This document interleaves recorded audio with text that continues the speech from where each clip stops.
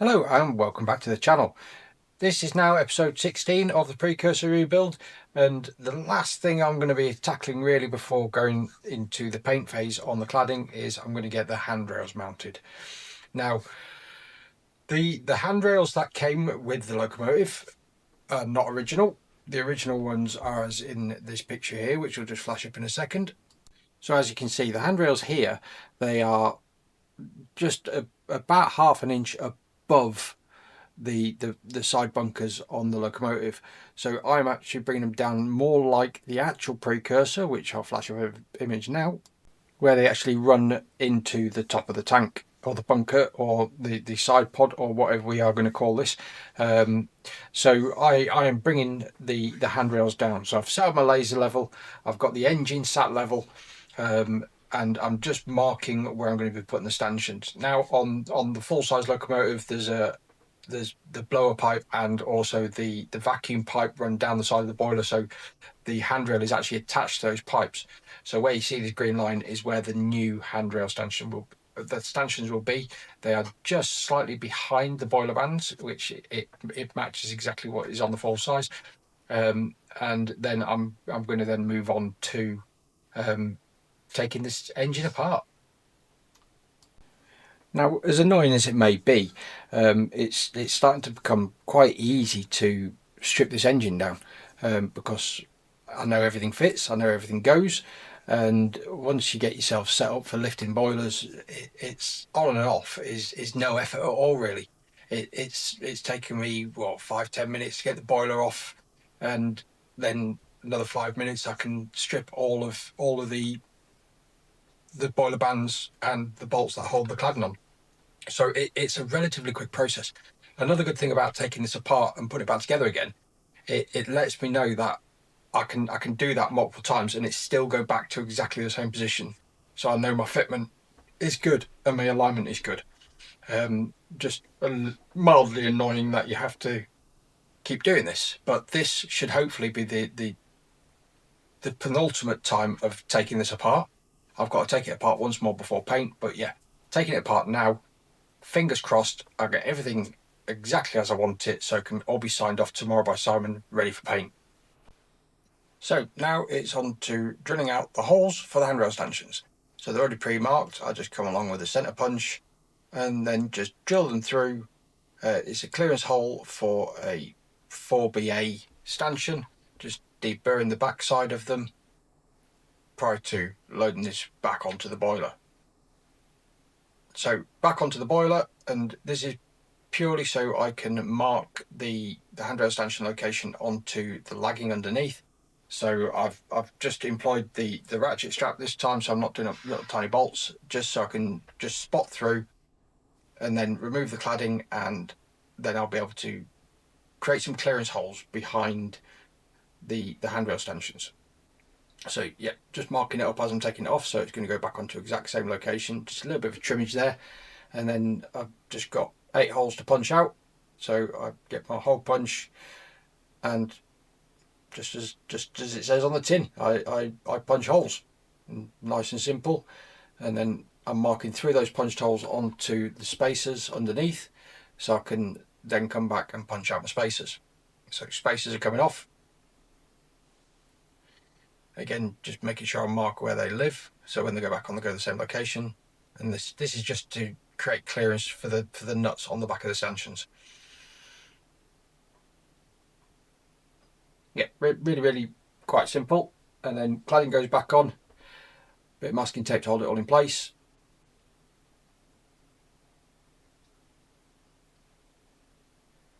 And that is my clearance holes for my stanchions. Then stanchions are getting fitted, so they're getting nutted from behind, and it can be quite fiddly lining these things up and then trying to get the handrail forced through. I do it an easier way the second time, where I put all the stanchions onto the bar and then pass the bar through. It's always a little bit tricky getting them in and out, but I get there in the end. Here I am. I'm just threading them onto my bar this time, kebab style, and stand it up. I can then put them all in place and get my nuts on, and then get them all snugged down. Another reason for having the handrail in place here, it ensures they're all in a straight line, because you don't want to have to clock them. Then I'm just cleaning off all of my marker pen marks, because it was playing with my eyes a little bit, seeing all these different lines on the cladding. It's when you're trying to look at a straight line and there's another straight line, it draws your eye, and it stops it from seeming level. Then I'm just thinning out the backs, so the depth of a 4BA nut is a little bit too much for how much space I've got beneath the cladding here. So I'm just thinning my nuts out and then just coming back in with my spanner just to make sure they are all tight, and then cladding goes on. Now I'm going to put my 2 bolts underneath, so it's locking the cladding in place, and then I will be able to sort out the smoke box end of the handrails.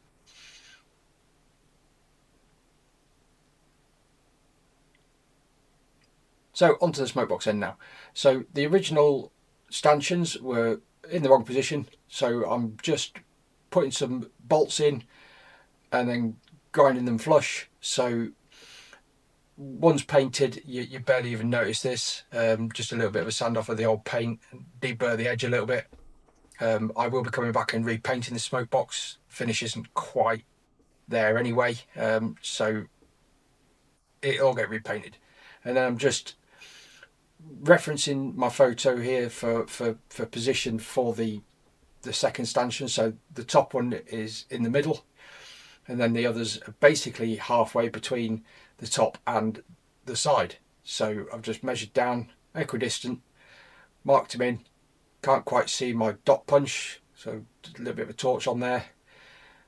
So I've got my holes marked. Then I drill out the top hole. This one will be threaded.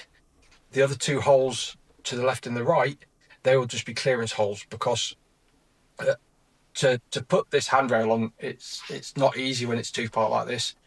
So the top middle will be a fixed feature, so that will hold the handrails in place, and then the 2 sides will thread up onto that. It's the only way I could really do this, because I can't fit a nut in behind these stanchions.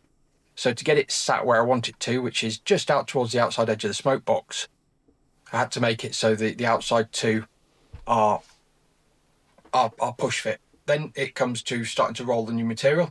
Now the original handrails that came with the Loco were steel, and they had already shown signs of rust. So I'm replacing them with some brand new stainless steel 5mm bar, and I'm just rolling the ends. This seemed the easiest option for bending these. I've never done a set of these handrails before, so it's a new one for me. So I get that first preliminary bend in, which will be following the smoke box, and then it's just a lot of testing and adjusting. Do a little bit of bending. I can mark where my 90 degree goes, so I know I've got to bend them out now, and then I take it over to the vise and I put that 90 degree bend in. So there's a 90 degree bend outwards and then a 90 degree bend backwards, which I ultimately have to come and revisit it multiple times to try and get these bends right. Now these first 2 bends I was able to do by hand. The second bends where it actually sends it backwards, I have to do with a little bit of heat, and unfortunately my camera battery died and I missed all the footage of that. So now I'm onto a new battery. I've done all the bending, so now it's just fit and finish. So I've got to trim the ends to the right size and just deburring it a little bit prior to threading it in. So the push fit handrail stanchion, I've just got to open it a little bit because it's got to slide around the radius. I've got straight holes in. It doesn't like going on a radius very well. So I've filed that out a little bit, and I ease it into position, and then I've got to tap the handrail up to lock it into that top stanchion. But yeah, it's really coming together nicely. I'm quite happy with this. So I'm going to start throwing some other accessories back on. So the boiler bands go on. I'm doing this so I can get a good visualization of everything. It's nice to see things in one piece anyway. So yeah, it's just doing this for visualization so I can see things, see how things are looking in relation to the rest of the engine. And then I'm going to throw the boiler back onto the frames, So I'll be able to then install bodywork and definitely get 100% look at the lines and see how it's all looking. And yeah, thankfully having that overhead hoist and a method set up for lifting this boiler, it's no effort at all getting it on and off. So now I can get the cladding on. Oh, sorry, the side parts of the body on, because I need to mount a hole. So I'm cutting the handrail to length, and then I've got to mark a hole on the front of that bunker portion, because the handrail is going to pass through a hole and into that bunker, and it's another hold point. Again, a little bit of modification to the original bodywork, but it's just going to be a case of drilling a couple of 5mm holes into the ends of these bunkers, and then everything should be installed nicely.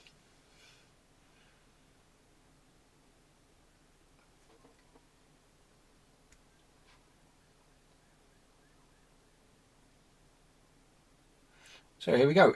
It threads onto the end of the handrail, and then it's a little bit awkward because you've got to actually feed it over the top of the wheel and on over the top of the rear splasher, and yeah, a little bit awkward getting that on, but it's really looking smart now. Really quite happy with how it's looking. But yeah, getting it all back together now, so I can just get all the visual body lines, and yeah, nice thumbs up. Now, when I looked at these corners here, the one on the left was sitting all right. The one on the right was a little bit too tight in. So I'm going to have to take this one off to be able to get it to match the opposite side, because it follows a lot further out on the smoke box, whereas on the right you can see it bends in towards the hinge. It needs to bend out a little bit. So just like it is on the full size here, I've just got to ease that radius on the bottom end of it. And yeah, it's constantly using what little reference photos I have to try and make it look as close to authentic as possible. So yeah, time for testing and adjusting. So it's a case of unhooking everything, and then using my anvil, I'm just hammering out that curve that I put into it. It does take some effort, and there's lots of to and froing. Unfortunately, sorry, I'm off camera here. So yeah, it's just going backwards and forwards and just getting everything set to where it looks right. And if it's not quite right, give it a little bit of adjustment, and then I've got to give it a little bit of a tweak every now and again, because it starts to twist as you're trying to straighten things. And then it's feed it back through all the handrail stanchions into that side bunker, clip it all back in, hammer it into place, and then I've just got a little bit of a trim on the end of there, just so that last 6 inches of it is sat a little bit more up, because it was pointing downhill a little bit. But yeah, that is now pretty much perfect. And just to finish the day off, I had a bit of time on my hands, so prior to dismantling, I want to make sure I get this footplate marked out, ready for where the plumbing lives. And yeah, so I'm just mocking up the plumbing, and happy days. And that is basically the end of another day on the Precursor. Yeah, not a bad day. I've had 2 really good days in a row, which is really nice for a change. But yeah, home time. Thank you very much for watching. Please like, comment and subscribe, and I will see you in the next episode.